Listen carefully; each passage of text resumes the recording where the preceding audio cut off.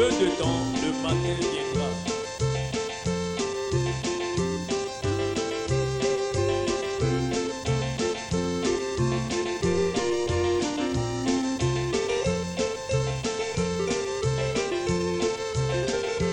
Nous sommes souvent projetés sur la mer agitée du temps.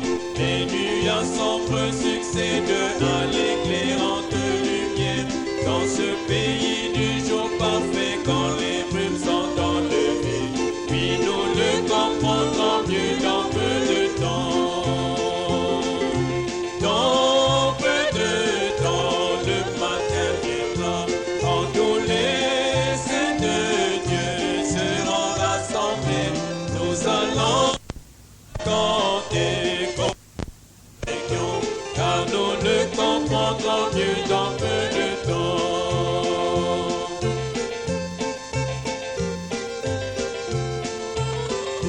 Nous sommes souvent dépourvus des choses que cette vie demande. Malades, assoiffés et affolés, nous cherchons un abri. Nous nous confions au Seigneur conformément à sa parole. Oui, nous le comprendrons mieux dans peu de temps. Dans peu de temps, le matin viendra, quand tous les saints de Dieu seront rassemblés. Nous raconter comment nous régnons, car nous le comprendrons mieux dans peu de temps.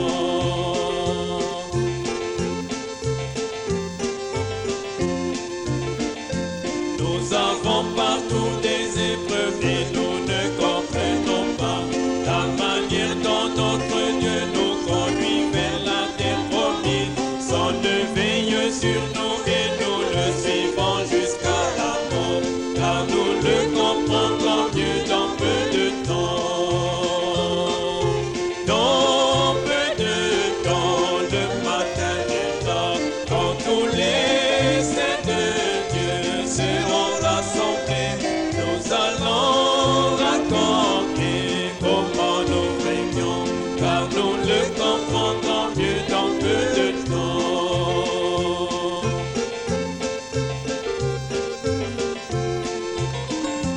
Et souvent nous sommes pris au dépourvu par les tentations. Nos cœurs sont amenés à se nier à cause des paroles vaines. Et pourquoi sommes-nous éprouvés quand nous voulons faire le bien? Mais nous le comprendrons mieux dans peu de temps. Dans peu de temps, le matin viendra, quand tous les saints de Dieu seront rassemblés. Nous allons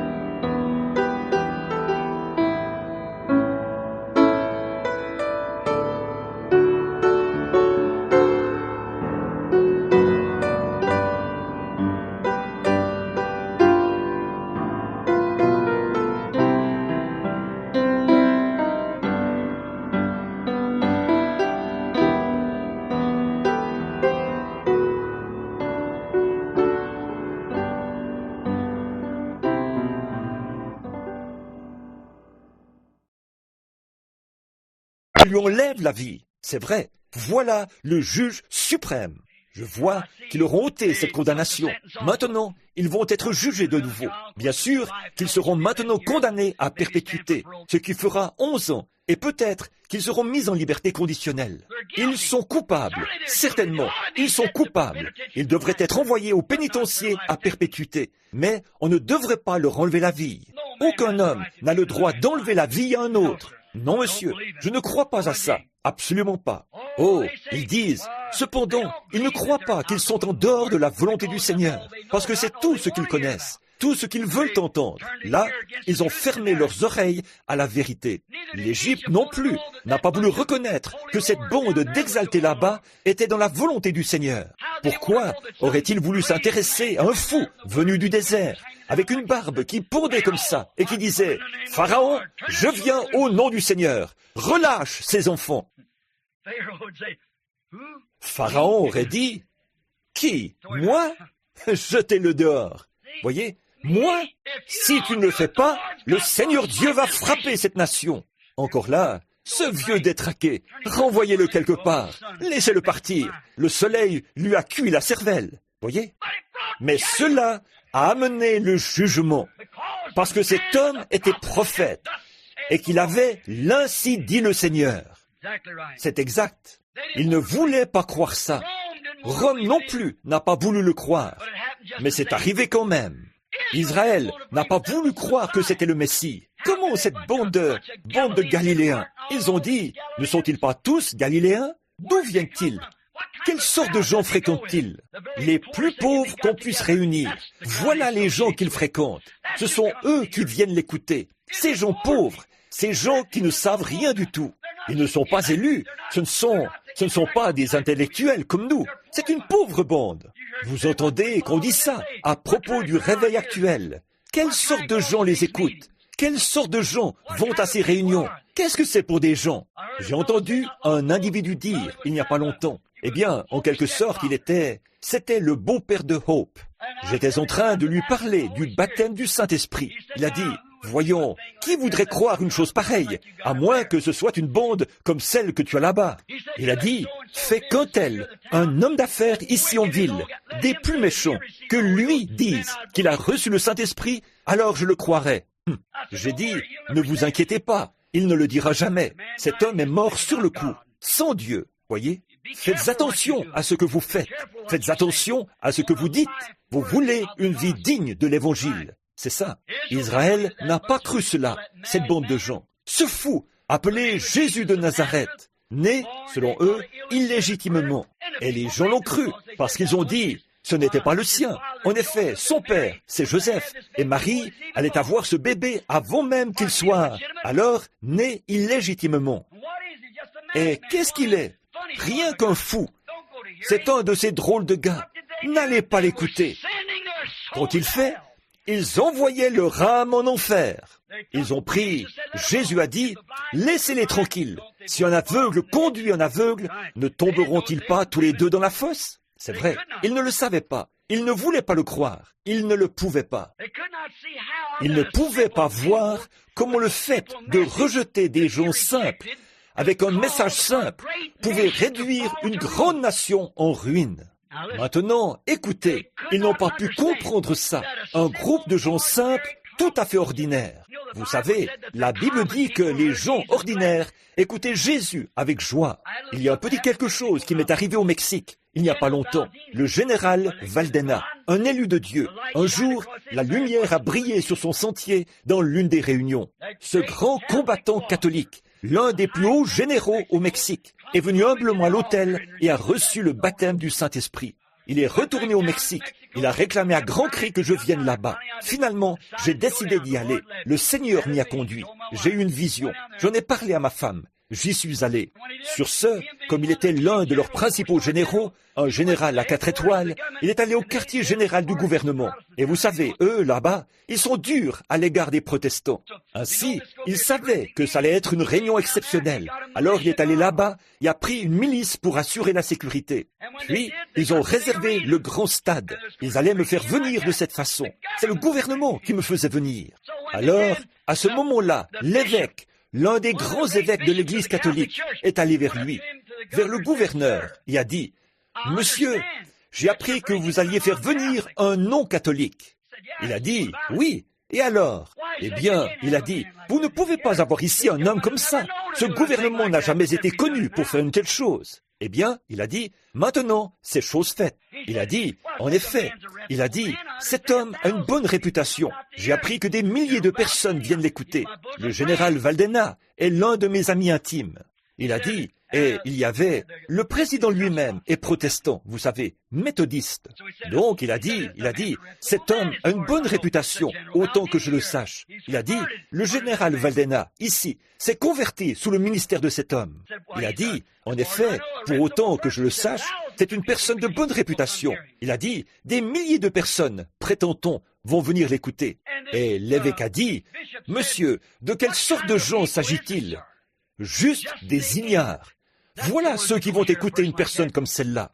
Le président a dit, « Monsieur, vous les avez eus pendant 500 ans. Pourquoi sont-ils ignares ?»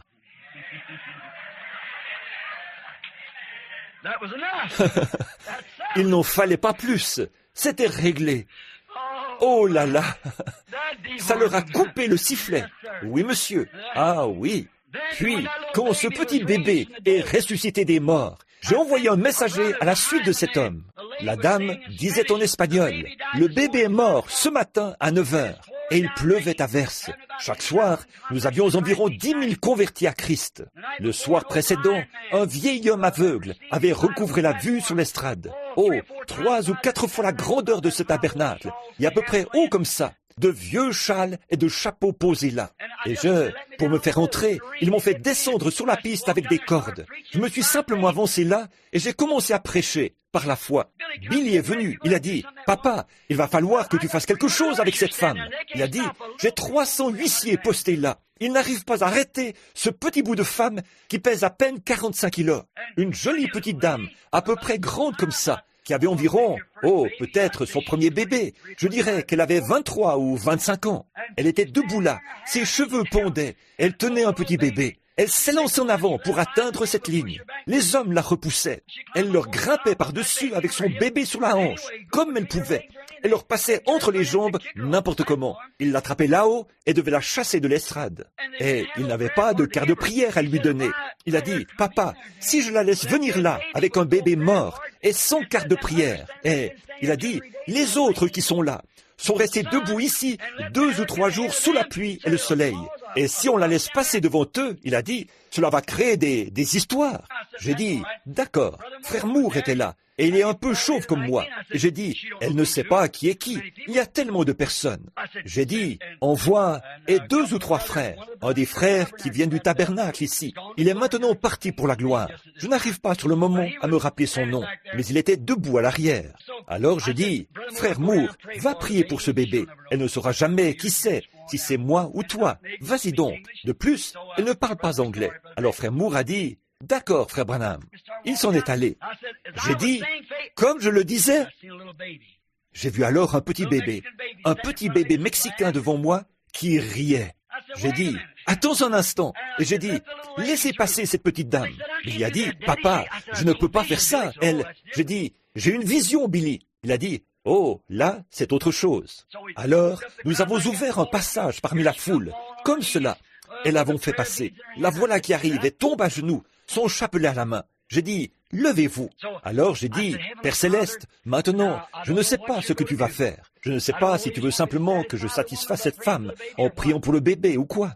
Mais j'ai dit, j'impose les mains à ce petit bébé au nom du Seigneur Jésus. » J'ai fait exactement la même chose que pour frère Way l'autre jour, quand il était étendu par terre, mort. Et la couverture a bougé brusquement, et ce petit bébé s'est mis à crier. Il avait repris vie. Quand j'ai envoyé un messager, frère Espinosa, pour aller avec elle chez le médecin et obtenir du médecin une attestation sous serment que ce bébé était mort.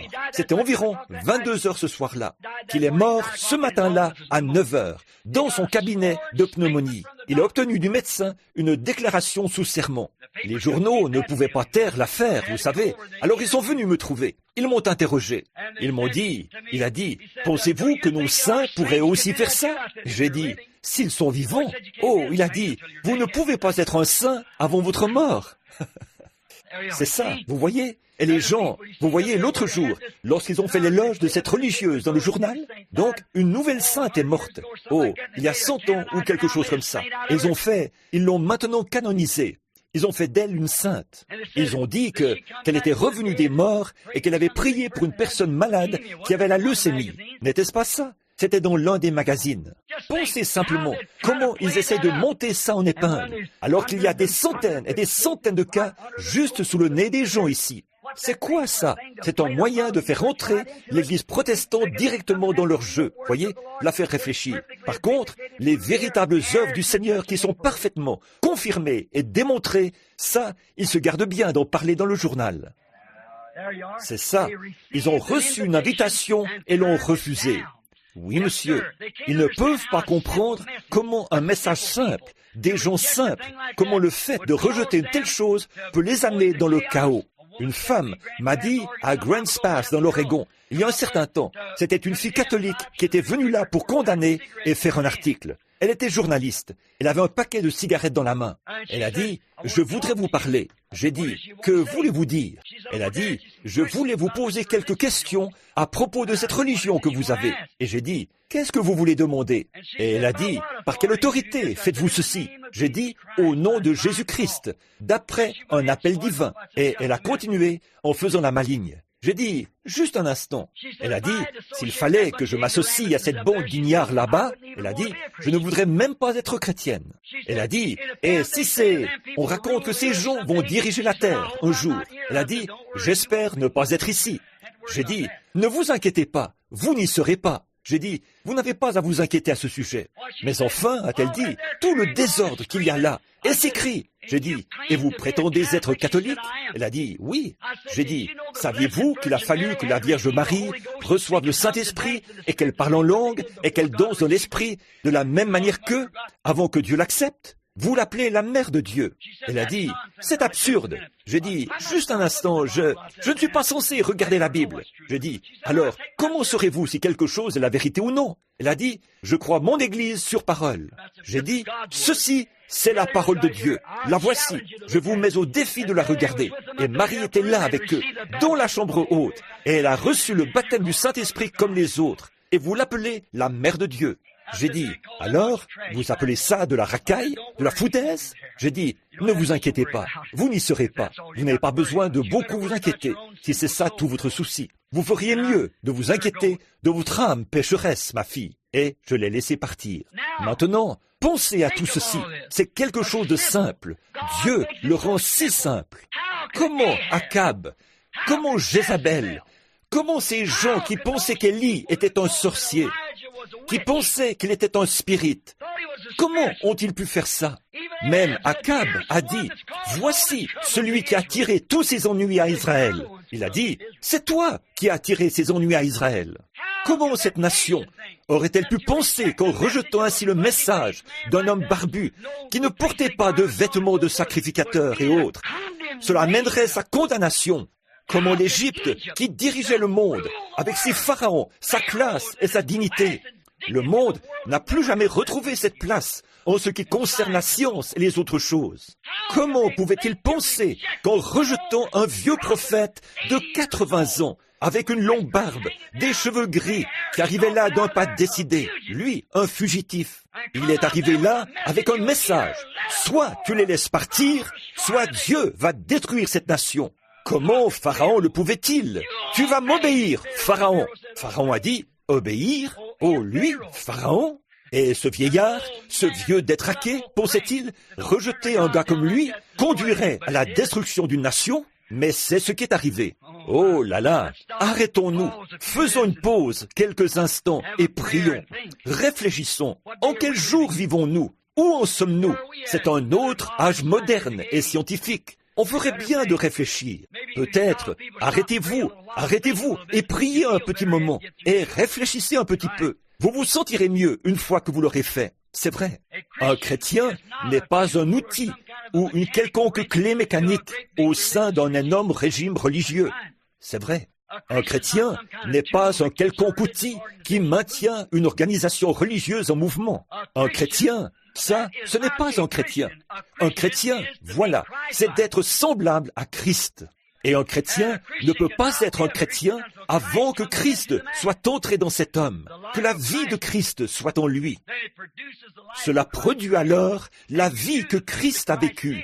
Et vous faites les choses que Christ a faites. De quoi est-ce que je parle? D'une relation personnelle avec Christ. Qu'y a-t-il? Votre vie est-elle digne de l'Évangile? Maintenant, j'essaie de poser ce fondement-là pour vous montrer cela. Des hommes et des femmes qui étaient des femmes et des hommes de renom.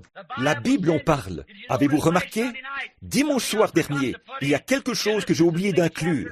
Genèse, le chapitre 6 et le verset 4. Ces hommes qui ont pris ces femmes comme épouses, ce sont les hommes de jadis, des hommes de renom, des hommes de renom. Il était prédit qu'il y en aurait de nouveau.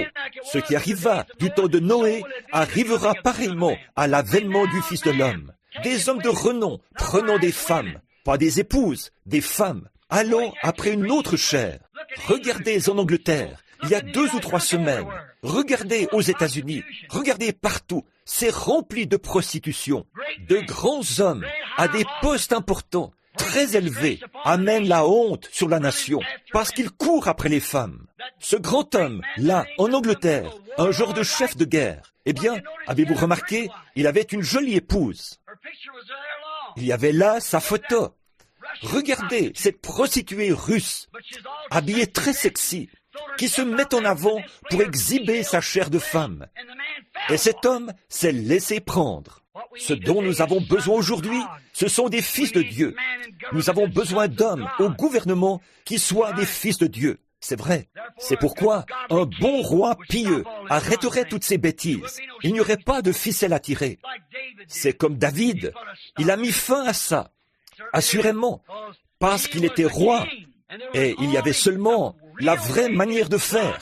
C'est que Dieu soit le roi et que Dieu envoie un prophète. N'est-ce pas ce que Samuel leur a dit avant même qu'ils aient un roi? Il a dit, Dieu est votre roi. Vous ai-je déjà dit quelque chose au nom du Seigneur qui ne soit pas arrivé? Ils ont dit, non, c'est vrai. Ai-je déjà quémandé de l'argent auprès de vous pour vivre? Non. Tu n'as jamais quémandé de l'argent auprès de nous pour vivre. Devant le Seigneur, je ne vous ai jamais rien dit d'autre que ce qui est vrai. Il a dit, Dieu est votre roi. Oh, nous en sommes bien conscients, et nous savons que tu es un brave homme, Samuel. Nous croyons que la parole du Seigneur vient à toi, mais nous voulons quand même un roi. Voyez, c'est ce qu'ils ont obtenu. La Pentecôte, de toute façon, voulait une organisation. Elle l'a eue, c'est vrai. Elle voulait être comme le reste des églises. Vous l'êtes. Allez-y, il n'en faut vraiment pas plus. Mais Dieu est notre roi. Dieu est notre roi. Oui, monsieur. Qu'est-ce? C'est que les gens, comme ils l'ont fait au temps du Christ, comme ils l'ont fait dans chaque âge, ils trouvent une excuse. Ils ont leur propre credo. Vous ne voudrez peut-être pas dire « j'ai acheté une vache et je dois aller voir si elle est prête à travailler ou pas, ou à donner du lait, ou de quel cheptel elle est. » Vous n'aurez peut-être pas cette excuse-là. Mais voici le genre d'excuse que les gens peuvent présenter. Je suis un presbytérien. Nous ne croyons pas en cela. Je suis baptiste. Nous ne croyons pas dans des affaires comme ça. Eh bien, je suis luthérien. Eh bien, ça n'a rien à faire avec ça. Cela ne veut pas dire que vous êtes un chrétien. Cela veut dire que vous vous rattachez à un groupe de gens qui s'est organisé. Et vous êtes rattaché à la loge luthérienne, la loge baptiste, la loge pentecôtiste. Il n'existe pas d'église pentecôtiste. Il n'existe pas d'église baptiste. C'est la loge baptiste, la loge pentecôtiste, la loge presbytérienne. Mais il n'y a qu'une seule église. Il n'y a qu'un seul moyen pour vous y entrer. Et c'est par une naissance. Vous naissez dans l'église de Jésus-Christ. Et vous êtes membre de son corps, de la délégation spirituelle du ciel. Alors les signes que Christ est avec vous vivent à travers vous. Chrétiens, oh, vous devez avoir une relation personnelle avec Dieu. Afin d'être un fils de Dieu, vous devez avoir un lien de parenté avec Dieu. Il doit être votre Père, afin que vous puissiez être un fils. Et seuls ces fils et ces filles sont sauvés, pas les membres d'une église, mais des fils et des filles. Une seule chose produira ça, c'est la nouvelle naissance. La nouvelle naissance est la seule chose qui produira une relation avec Dieu. Pas vrai? Des fils et des filles. Alors, quand ça arrive, les hommes, voici la question que je veux vous présenter. Cet homme dit, alors, que faisons-nous une fois que nous sommes nés de nouveau? Tellement de personnes me posent cette question. Que devrais-je faire ensuite, frère Branham? Si vous êtes né de nouveau, votre nature entière est changée. Vous êtes mort aux choses que vous pensiez précédemment. Eh bien, vous dites, frère Branham, quand je me suis rattaché à l'Église, j'ai reçu ça. Bon, alors, quand Dieu a dit, Jésus-Christ est le même hier, aujourd'hui et éternellement, il guérit toujours les malades, il donne toujours des visions. Mais, frère Branham, mon Église, alors, vous n'êtes pas né de nouveau. Voyez, vous ne pouvez pas l'être, car si Dieu lui-même, si sa vie est en vous, comme là, vous êtes dans la vie de votre Père, et si la vie même de Dieu est en vous, l'Esprit même qui était en Christ est en vous, comment l'Esprit peut-il vivre en Jésus-Christ, écrire ceci, et ensuite revenir en vous et rejeter cela? Voyez, il ne peut pas le faire. Il ponctuera chaque parole comme étant ainsi. Alors, si vous dites, eh bien, je suis un bon membre de l'Église, ça n'a pas une seule chose à voir avec ça. Je connais les païens. Là-bas en Afrique, parmi mes frères foncés là-bas, je trouve que la moralité de ces gens est plus élevée que chez 90% des Américains. En effet, dans certaines des tribus là-bas, si une jeune fille n'est pas mariée lorsqu'elle a atteint un certain âge ou qu'elle a une certaine taille et que personne ne l'a encore prise, ils savent qu'il y a quelque chose qui ne va pas. Ils l'excommunient, elle ôte les peintures tribales et elle part à la ville. Elle devient alors simplement une renégate. Quand elle se marie, elle est testée pour sa virginité. Si le petit voile virginal est brisé, alors elle doit dire qu'il a fait. Et ils les tuent ensemble, tous les deux. N'y aurait-il pas beaucoup de mises à mort en Amérique si on pratiquait ça? Voyez? Et puis, vous les appelez des païens? Oh là là! Ils pourraient venir enseigner aux gens qui s'appellent des membres d'église comment vivre dans la pureté. C'est vrai, je n'ai jamais trouvé un seul cas de maladie vénérienne pendant tout mon voyage en Afrique du Sud. Ils n'ont pas ça. Voilà.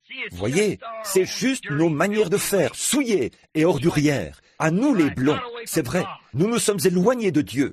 Quand ceci se produira, alors ce que vous ferez, vous découvrirez que l'Esprit qui vient en vous, depuis la nouvelle naissance, vous fera croire et faire tout ce que Dieu vous dit de faire dans sa parole.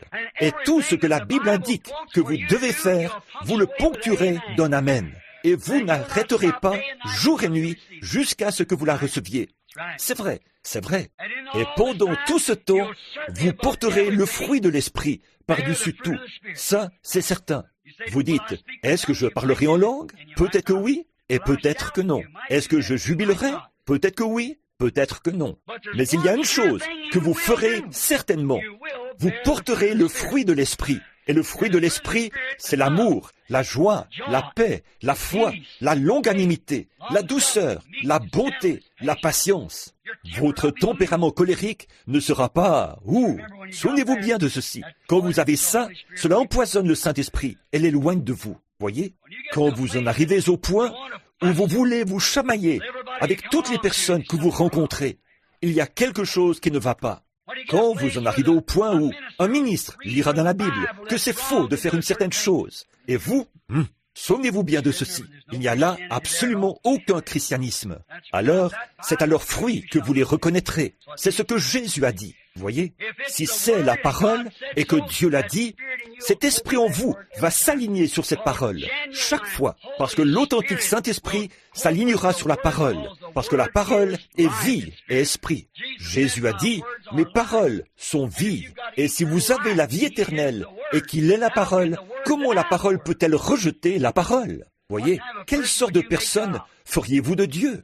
C'est une chose qui vous fait savoir que vous êtes un chrétien, quand vous pouvez être entièrement d'accord avec chaque parole de Dieu. Et vous vous retrouverez en train d'aimer vos ennemis. Quand quelqu'un dit, eh bien, ce n'est rien d'autre qu'un exalté, et que vous commencez à... Ah, faites attention, faites attention. Mais quand vous vous retrouvez vraiment en train de l'aimer, peu importe ce qu'ils font, vous les aimez toujours. Voyez, c'est là que vous commencez à vous rendre compte.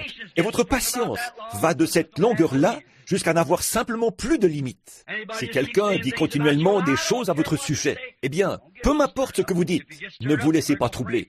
Si ça vous trouble, vous feriez mieux d'aller prier premièrement, avant de leur parler à nouveau. Oui, oui. Ne participez pas aux disputes. Ne prenez pas plaisir à participer à une dispute. Si vous, comme quand vous voyez quelqu'un se lever dans l'église et dire, vous savez quoi? Eh bien, un tel a fait telle et telle chose. Dites, voyons frère, honte à toi. Si vous dites, oh, vraiment? Vous écoutez ce scandale? Faites attention, le Saint-Esprit n'est pas une fausse d'aisance. Voyez? Non, non, non, non. Le cœur qui est occupé par le Saint-Esprit est rempli de sainteté, de pureté. Il ne pense pas de mal, ne fait pas de mal. Il croit toutes choses, il supporte, il est patient. Voyez? Ne vous disputez pas. Que la famille se dispute, ne vous disputez pas avec eux. Votre mère dit, je ne vais plus te laisser aller à cette espèce d'église. Eh bien, toi, tout ce à quoi tu penses maintenant, c'est de te laisser pousser les cheveux. Tu ressembles à une des grand-mères. Ne vous disputez pas avec elle. Dites, d'accord maman, ça ne fait rien. Je t'aime tout autant et je prierai pour toi aussi longtemps que je vivrai. Voyez? Donc, ne vous disputez pas. Voyez, la colère engendre la colère. Bien vite, vous attristez le Saint-Esprit et l'éloignez de vous, et vous allez répiquer. Alors le Saint-Esprit prend son envol.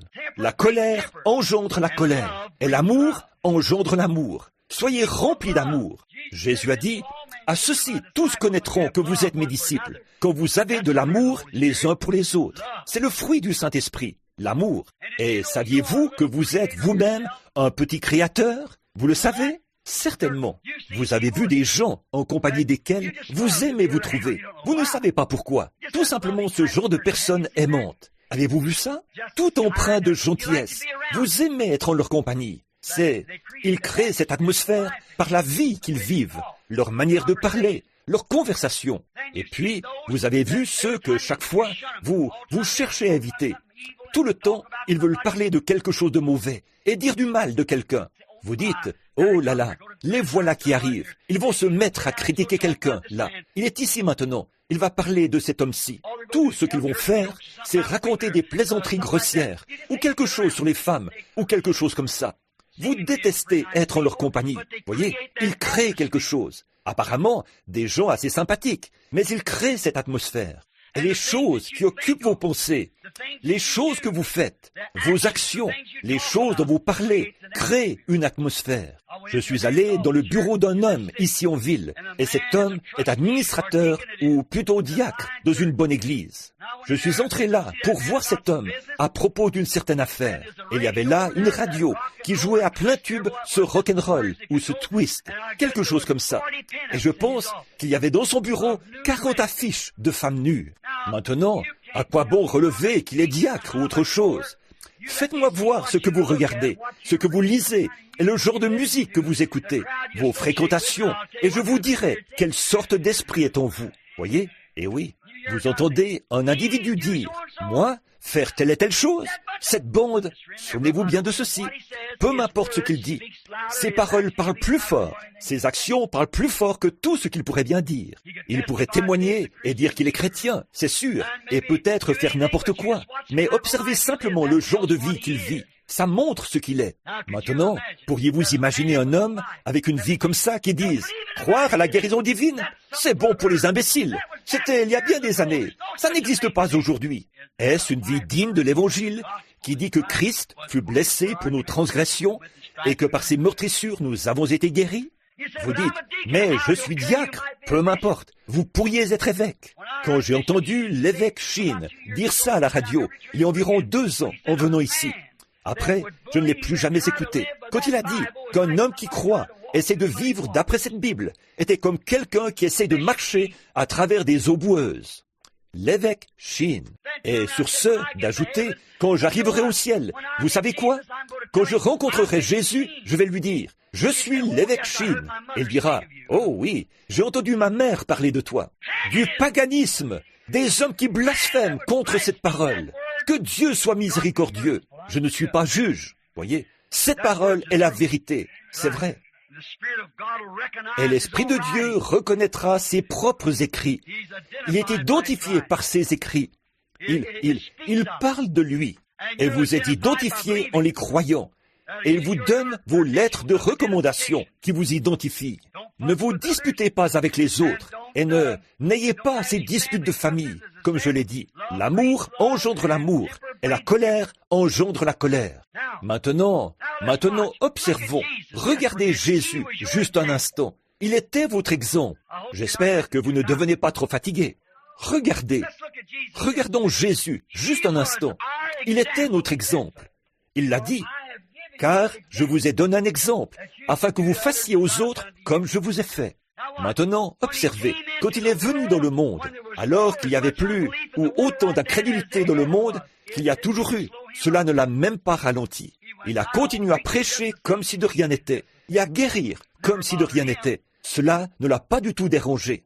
Il y a eu des critiqueurs.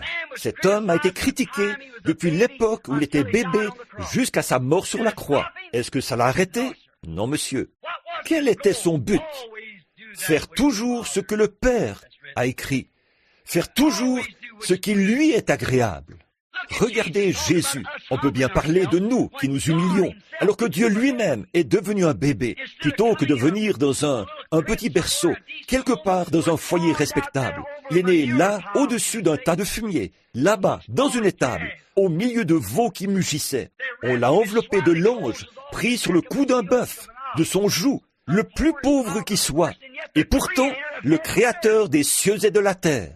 Un soir, froid et pluvieux, ils ont dit, « Maître, nous voulons aller chez toi. » Il a dit, « Les renards ont des tanières et les oiseaux ont des nids, mais je n'ai même pas un lieu où je puisse reposer ma tête. » Dieu, Jéhovah, s'est humilié et est devenu un homme, représenté dans une chair de péché, afin de nous racheter, vous et moi. Qui sommes-nous alors? Il était notre exemple. Qui suis-je? Rien. Je parlais à quelqu'un cet après-midi, lors d'une petite rencontre. J'ai dit, chaque fils qui est né de Dieu doit être premièrement éprouvé, châtié. Je me souviens, quand je suis passé par là, de ce moment vraiment glorieux. Quand un homme naît de nouveau, il y a une petite parcelle de la grosseur de son ongle que Dieu injecte en lui, dans son système, et cela descend dans son cœur et s'ancre là. Ensuite, Satan l'amène à le démontrer. Et si ce n'est pas là, vous êtes fini. Je me souviens là, à l'hôpital. J'avais environ 22 ans, peut-être 23 ans. J'étais un jeune homme. Et mon père, mourant dans mes bras. Et moi, parlant à Dieu comme étant le guérisseur. Et mon propre père, pris d'une crise cardiaque, a posé sa tête sur mon bras. Et moi qui priais pour lui, je l'ai vu tourner les yeux et me regarder. Il s'est affaissé et est parti rencontrer Dieu. Je l'ai pris et je l'ai enseveli à côté de mon frère. Les fleurs étaient encore fraîches sur sa tombe. Et moi qui prêchais un Dieu qui peut guérir les malades. Je travaillais pour les services publics, pour 20 cents l'heure. Et ma femme là, à la fabrique de chemises, pour nous aider à pourvoir aux besoins de notre petit garçon de 18 mois, Billy Paul, et d'un enfant de 8 mois qu'elle portait. J'ai vu Sir Wilson hocher la tête. Elle s'en souvient, Roy Slaughter et certains des anciens. Qu'est-ce que j'ai fait? J'ai parcouru les rues, un sandwich à la main. En redescendant d'un poteau, je témoignais à tous ceux qui passaient de l'amour de Jésus-Christ. J'allais à leur garage et je leur demandais si je pouvais l'utiliser. Je parlais aux mécaniciens, j'entrais et je disais, « Les gars, avez-vous déjà reçu le salut ?» J'ai découvert quelque chose dans mon cœur. J'allais le soir dans les épiceries. Je rentrais chez moi à 2 ou 3 heures du matin pour être allé visiter des malades toute la nuit. Je ne pouvais pas. Je m'asseyais simplement. Je me changeais et mettais mes vêtements de travail. Je restais là, sur la chaise, et me reposais jusqu'au lever du jour. Alors je me levais et partais. J'étais si maigre d'avoir jeûné et prié, au point que je devais prier en attachant mes crochets pour grimper un poteau. Je prêchais, et je prêchais aux gens que Dieu était grand, Dieu était miséricordieux, Dieu était amour. Et voilà que mon papa meurt dans mes bras, et mes frères sont morts. L'un a été tué pendant que je me tenais à la chaire, là, dans cette petite église pentecôtiste de gens de couleur, en train de prêcher. On est venu me dire, votre frère a été tué sur la grande route. Une voiture l'a heurté et l'a tué. Le sang de son propre frère qui coulait de sa chemise après qu'il ait ramassé sur la grande route. Juste après que je l'eus enterré, mon papa est mort. Ensuite, il y a eu ma femme étendue là.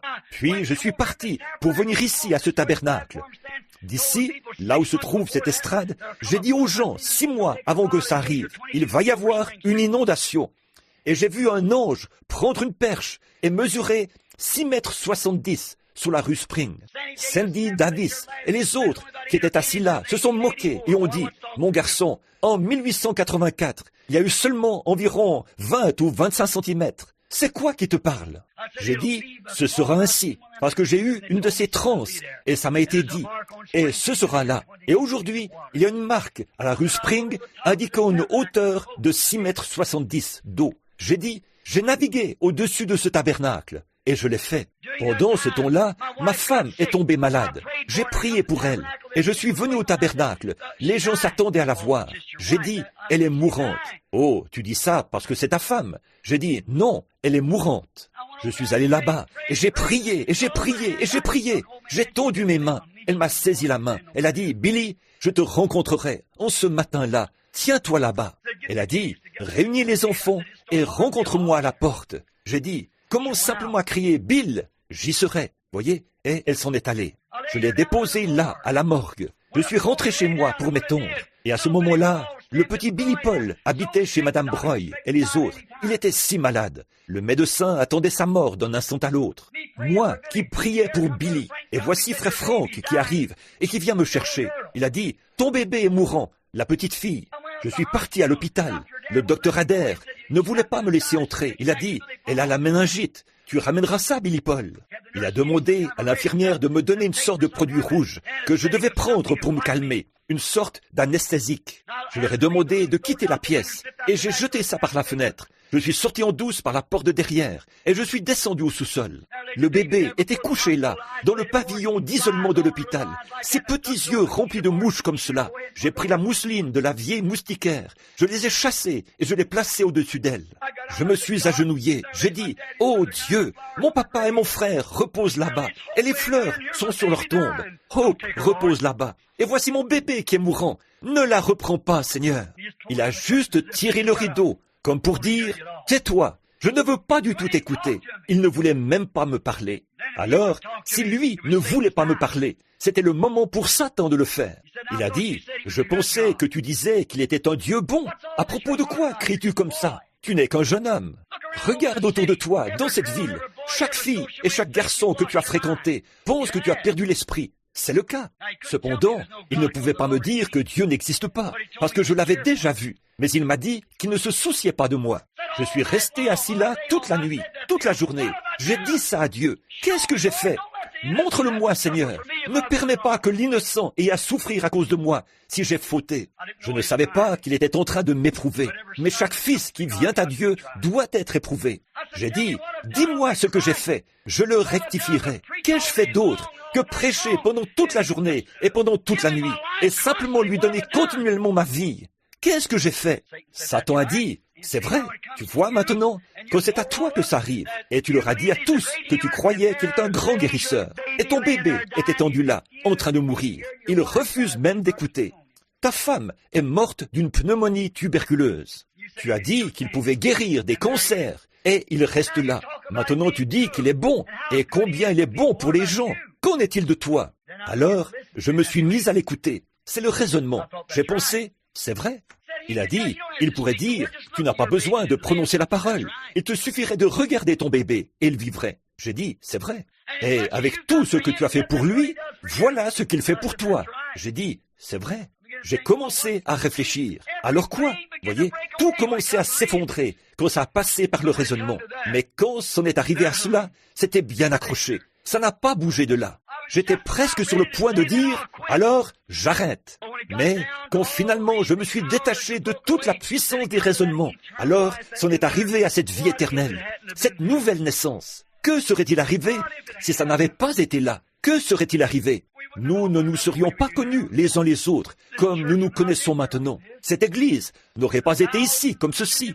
Il n'y aurait pas eu ces milliers et ces millions de personnes partout dans le monde. Mais, Dieu merci, elle était là. Alors, quand j'ai pensé, quoi? Qui suis-je, de toute façon? Qui suis-je pour mettre en doute sa majesté? Qui suis-je pour mettre en doute le Créateur qui m'a donné la vie même que j'ai ici sur terre? Comment est-il venu, ce bébé? Qui me l'a donné? De toute façon, il ne m'appartient pas. Il me l'a seulement prêté pour un temps. J'ai dit, Satan, éloigne-toi de moi. Je me suis approché. J'ai posé la main sur le bébé. J'ai dit, que Dieu te bénisse, ma chérie. Dans un instant, papa t'emmènera là-bas et te mettra dans les bras de maman. Les anges transporteront ta petite âme et je te rencontrerai en ce matin-là. J'ai dit, Seigneur, tu me l'as donnée, tu la reprends. Même si tu me tues, comme Job l'a dit, je t'aimerai et je croirai en toi. Si tu m'envoies en enfer, je t'aimerai quand même. Je ne peux pas faire autrement. Voilà.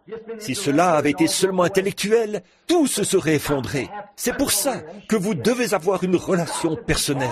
Vous devez naître de nouveau. C'est pour cette raison que des ministres s'en vont, attaquent fort et tout. Ils disent, la guérison divine, ça n'existe pas. De telles choses n'existent pas. Ils n'ont jamais été sur cette terre sacrée, comme j'en parlais ce matin. Ils ne connaissent rien de cela. Comment peuvent-ils dire qu'ils sont des enfants de Dieu et rejeter la parole de Dieu? Comment pouvez-vous le faire? Rejetant le Saint-Esprit lui-même qui vous a racheté.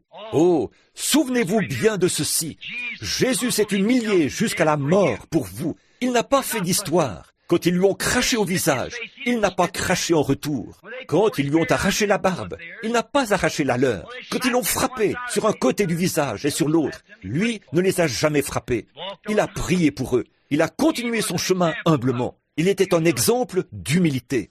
Il était rempli de foi. Pourquoi? Il savait que ses paroles ne pouvaient pas faillir. Il a tellement vécu par la parole qu'il est devenu la parole. Oh Dieu! Laisse-moi lever mes deux mains vers Dieu, devant cet auditoire. Laisse-moi vivre comme ça.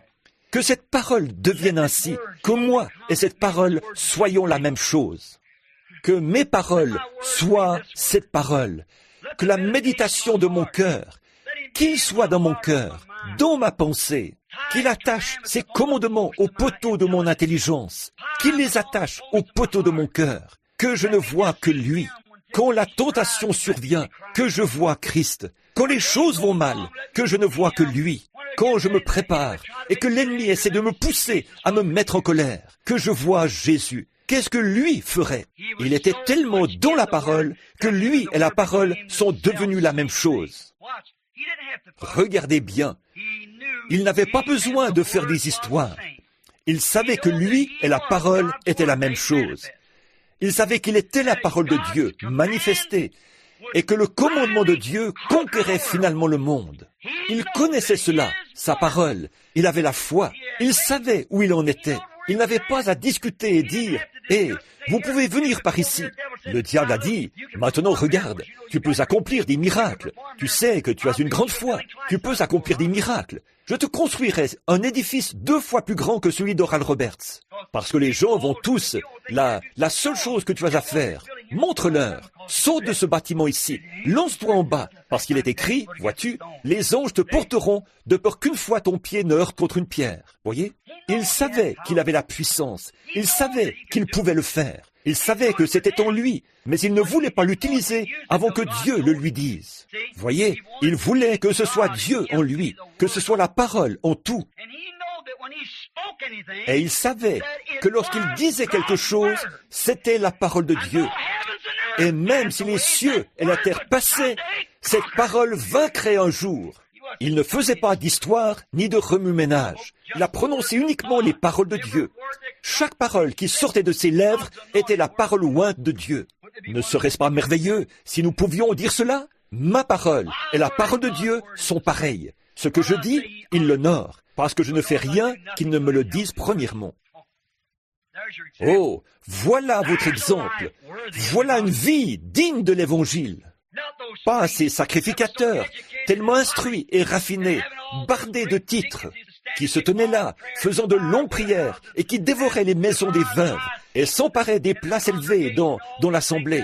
Toutes ces choses-là, ce n'était pas une vie digne de l'Évangile, mais lui était digne de l'Évangile, à tel point que Dieu a dit, « Celui-ci est mon Fils bien-aimé, en qui j'ai trouvé tout mon plaisir. Écoutez-le. Ma parole, c'est lui.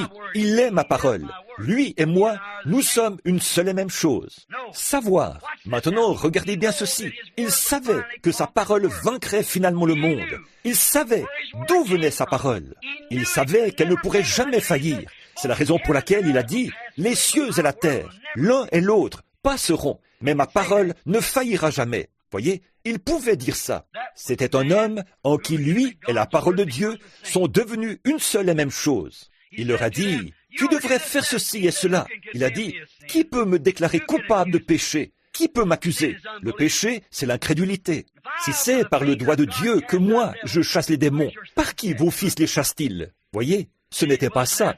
Donc, ça devait être quelque chose d'autre. Voyez, Ils ont dit, eh bien, nous avons chassé les démons. Il a dit, si moi, je le fais par le doigt de Dieu, une parole de Dieu confirmée, alors par qui vos fils les chassent-ils? Alors, jugez vous-même. Les gens de son temps, les gens se sont moqués de lui. Ils ont parlé de lui. Mais lui, ils l'ont humilié par tous les moyens possibles. Ils ont raconté toutes sortes de mauvaises choses contre lui. Mais il a continué son chemin. Maintenant, je veux terminer dans un instant en disant ceci. Les gens de ce temps-ci sont une bande de névrosés.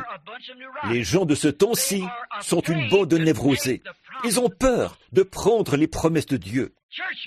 Les hommes d'Église, l'organisation ecclésiastique, les organisations ecclésiastiques ont peur de relever le défi de l'écriture de Dieu pour ce jour-ci.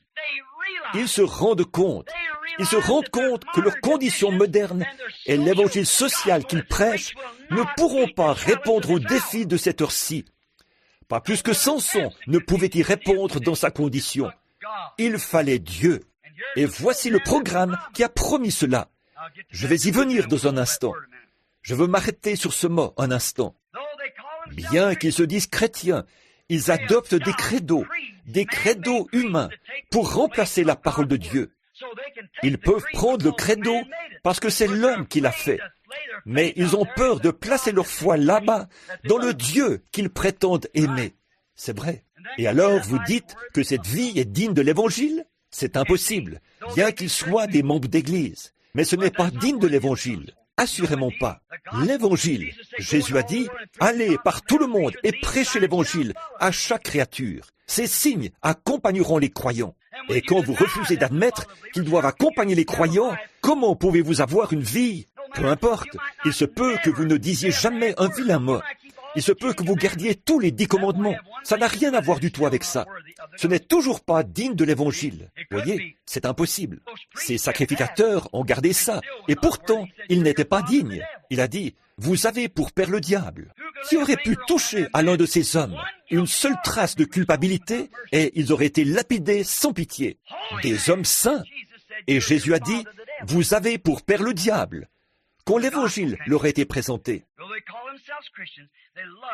bien qu'ils se disent chrétiens, ils aiment rester attachés au credo, à leur credo. Oh, les credos établissent et accomplissent la pensée des gens modernes de ce jour-ci. L'homme qui veut réussir en ce jour-ci doit suivre la tendance de la pensée moderne. Laissez-moi le dire très clairement.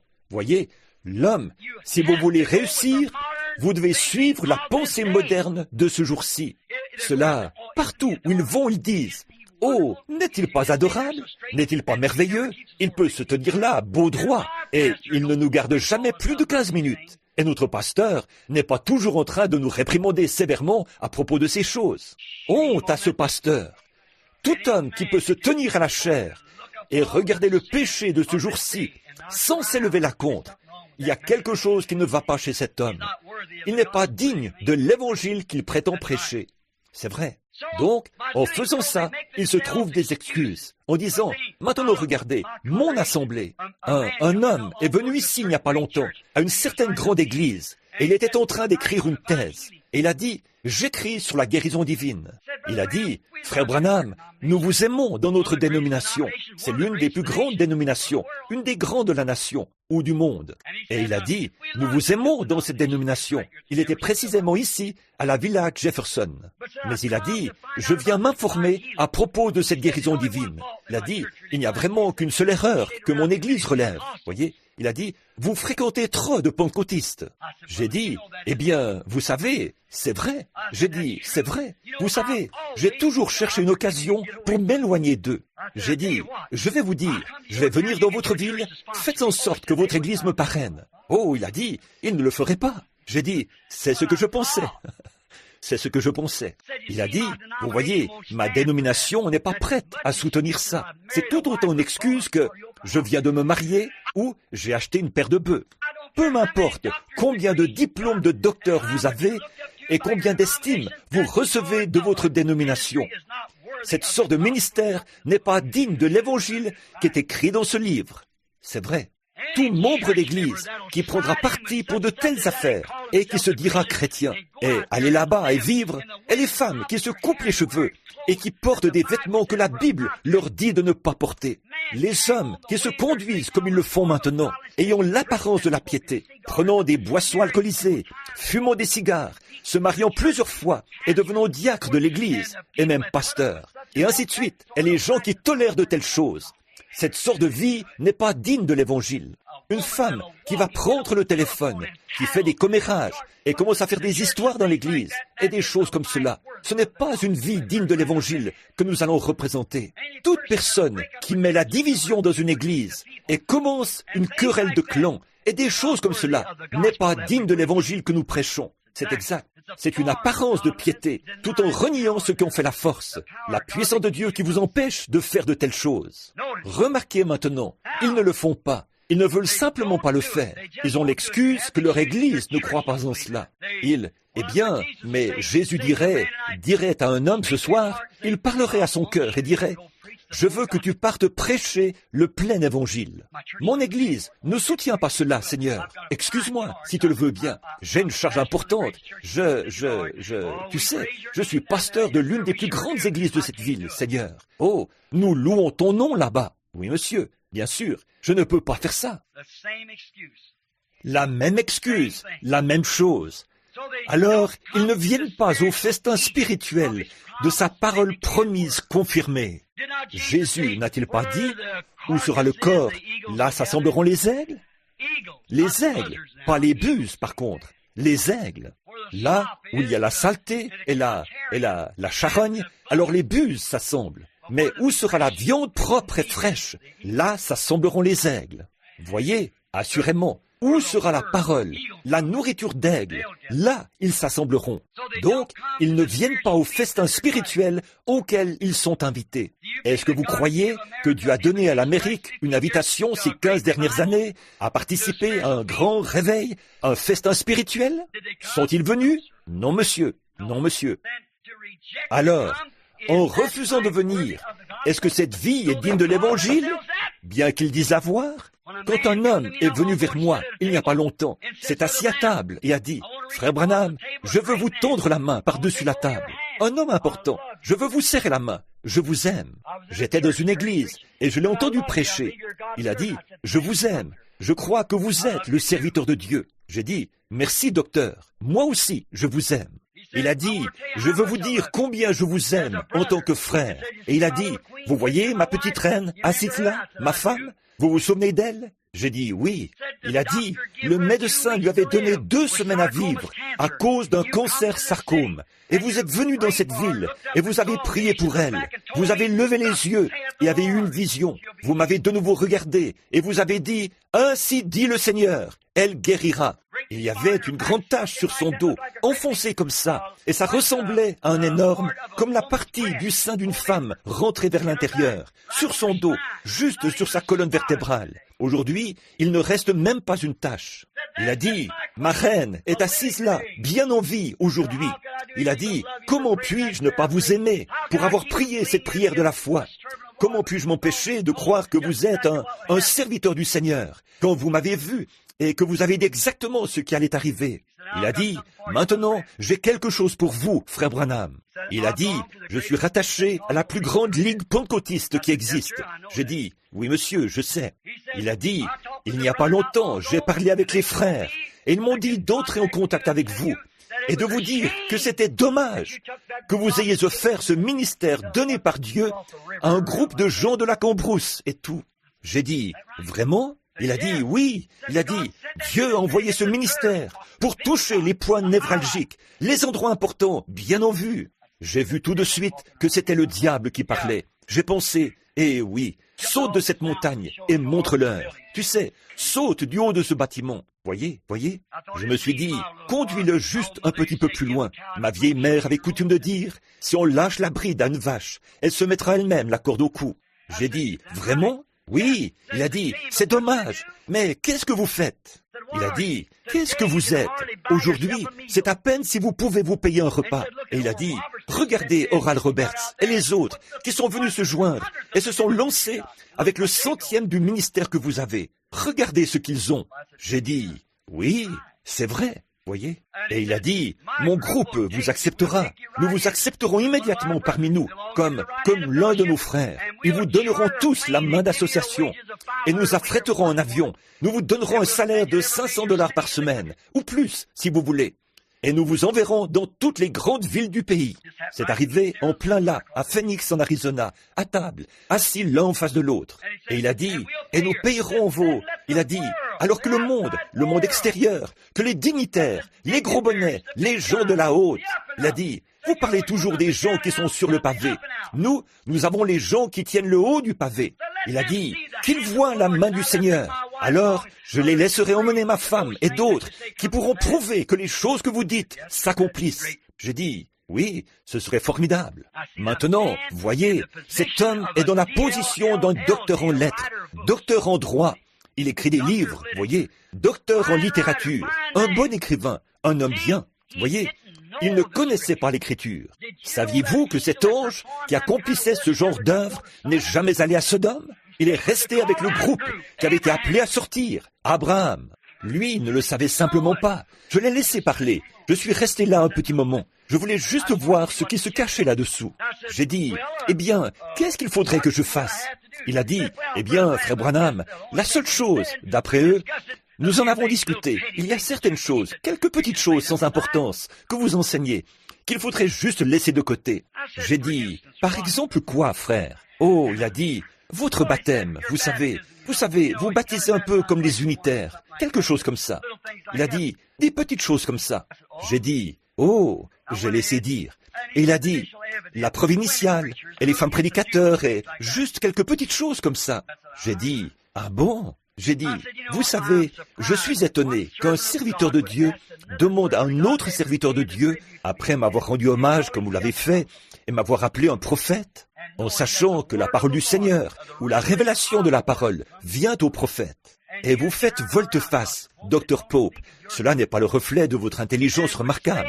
Vous dites et demandez, en tant que serviteur de Dieu, vous demandez à un autre serviteur de Dieu de faire un compromis avec la chose qui a plus de valeur pour lui que la vie elle-même.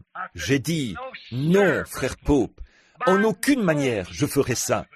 Non, monsieur. Pourquoi? Il y a une graine de vie éternelle, à la vie ou à la mort, que vous soyez quelqu'un d'important ou pas quelqu'un d'important.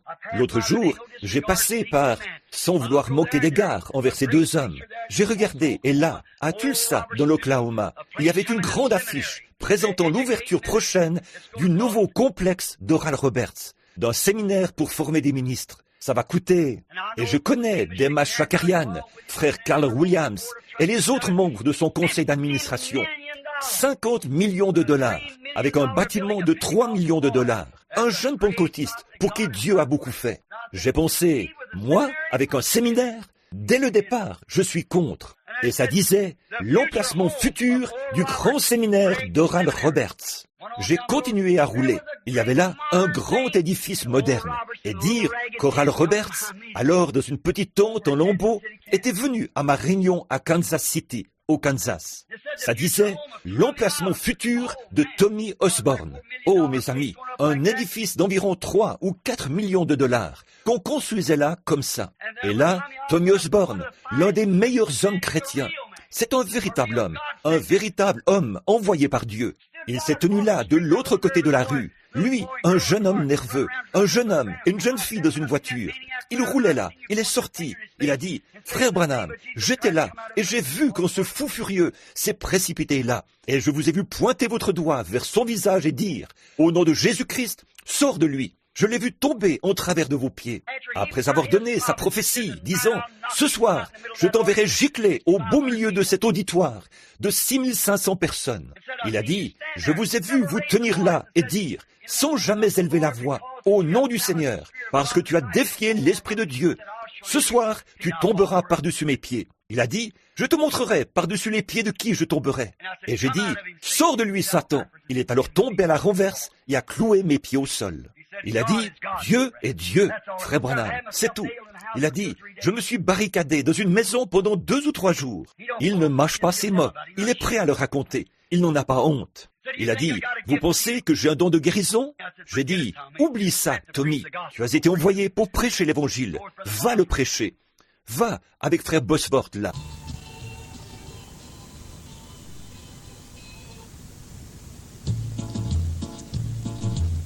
« 158 les prédestinés.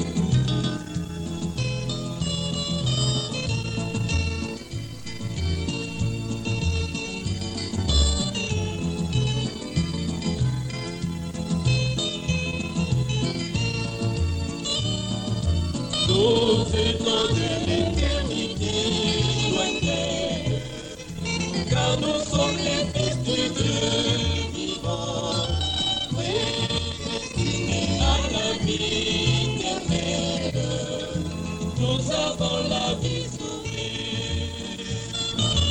Il nous a fait nous encaisser dans ce monde pour manifester sa gloire.